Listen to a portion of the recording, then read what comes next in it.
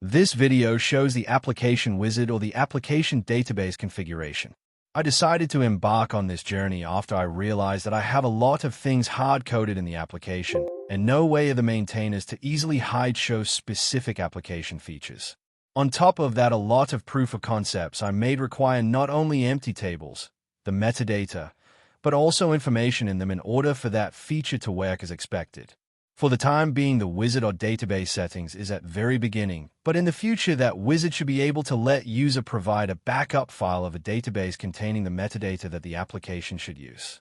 Imagine that in order for end user to be able to see what I've shown in all of my posts, they need to have a copy of my db_rep database.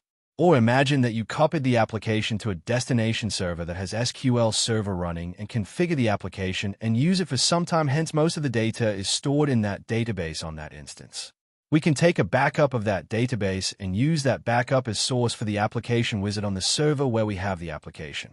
Doing this, we can have access to what we have been doing with the application on that server as long as those operations are recorded in the database. So when the application is launched, a registry entry on the server is checked to find out which SQL Server instance the application is supposed to use and the database name. If these are set, then application is setting some global variable for the instance and database name.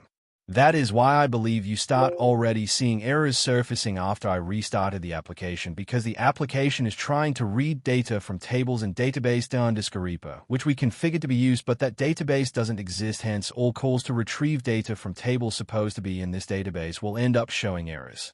For time being, what I did up to this point represent maybe 5% of the work I have to do in order to align everything with this wizard. But once this is done, then it will allow a better end-user experience when using the application and launching it on their SQL server. To exemplify one of the features that store data in the database, I used insert row in the repository option, and when we had a database that doesn't exist on our instance, the instance failed, but once we modified the application to use a database that exists on that instance, we were able to use that option in the application. Like I said earlier, the work done up to this point is nothing compared with the work I need to do from now on, but I will show stages of my work in the upcoming videos.